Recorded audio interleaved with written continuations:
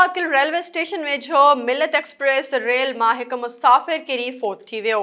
SS news जे reporter Tufail Aftab मूजिब पनुआकिल railway station वेझो कराची खां पंजाब वेंदड़ ट्रेन मिलत एक्सप्रेस मां रहीम यार ख़ान वासी 20 सालनि जो नौजवान मुबशिर बलोच ट्रेन हेठां अची फोत थी वियो।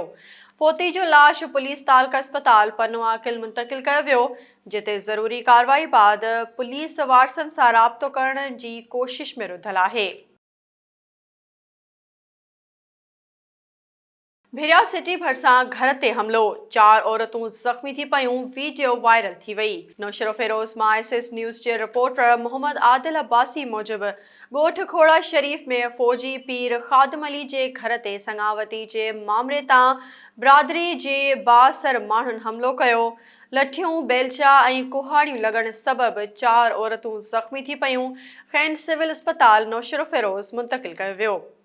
फ़ौजी पीर ख़ादिम जो चवणु आहे त नंढी भेण जी शादी राज़ी ख़ुशी सां कराइण ते बिरादरी जे बाअसरनि पीर मुनीर, पीर सलीम, पीर बख्श, जमील ऐं ॿियनि घर में दाख़िल थी औरतुनि ऐं ॿारनि खे तशद्दुद जो निशानो बणाए सख़्तु ज़ख़्मी कयो। हुन चयो त SSP नौशरो फेरोज़ ऐं ॿिया अमलदार नोटिस वठी इंसाफ़ फ़राहम कनि। काज़ी अहमद में मरहूम फ़कीर दरवेश कमरदीन ख़ासख़ैली जे टीजे जी रस्म उन्नड़ मोहल्ला में अदा कई वई।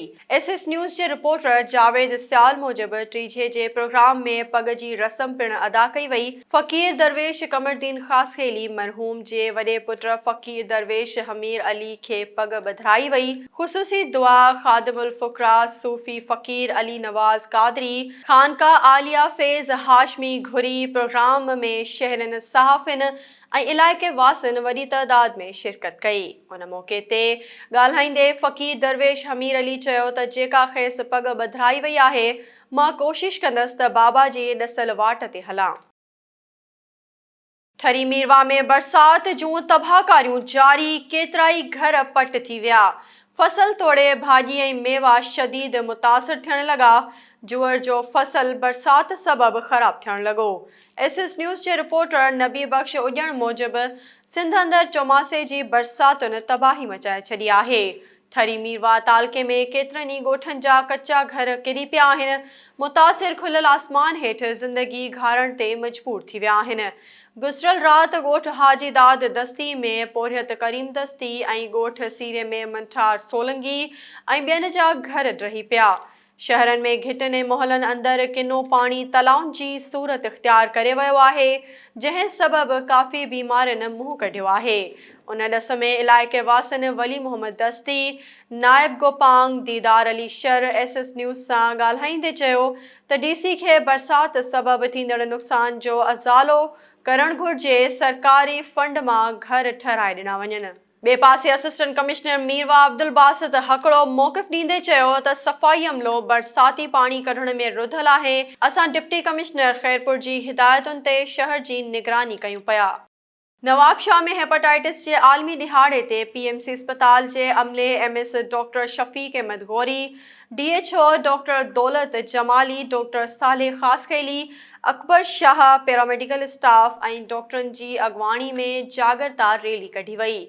SS न्यूज़ जे रिपोर्टर मुशरफ भट्टी मूजिब रैली PMC अस्पताल जे मुख़्तलिफ़ वार्डनि साम्हूं गुज़री। उन मौक़े ते मीडिया सां ॻाल्हाईंदे MS डॉक्टर शफ़ीक अहमद गौरी चयो त 28 जुलाई ते समूरी दुनिया में हिन दिहाड़े खे जागरता तौरु मल्हायो पियो वञे। शहरनि खे हिन मौज़ी बीमारी खां एहतियात करणु खपे। भिटशा में मेघवाड़ कॉलोनी जे रहवासियुनि बाअसरनि ख़िलाफ़ एहतिजाज कंदे इंसाफ़ जी घुर कई आहे। ख़ैबर मां SS न्यूज़ जे रिपोर्टर सलेमान वसाण मूजिब मेघवाड़ कॉलोनी जे रहवासियुनि पहलाज कुमार, चेतन, सूरज ऐं ॿियनि भिटशा जे बाअसर अहसन पीर ख़िलाफ़ एहतिजाज कंदे चयो त बाअसर पीर मामूली ॻाल्हियुनि तां पंहिंजे नौकरनि सां संदनि घरनि में घिड़ी मथनि बदतरीन तशद्दुद करे लॾण ते मजबूर करे थो। हुननि चयो त संदनि काफ़ी माण्हू लतीफ़ जी नगरी ख़ाली करे विया आहिनि। हू हाणे अदालत सां रुजू कंदा। हुननि IG सिंध, SSP मटियारी ऐं MNA मख़तूम जमील ज़मान खां इंसाफ़ ऐं तहफ़्फ़ुज़ जो मुतालबो कयो।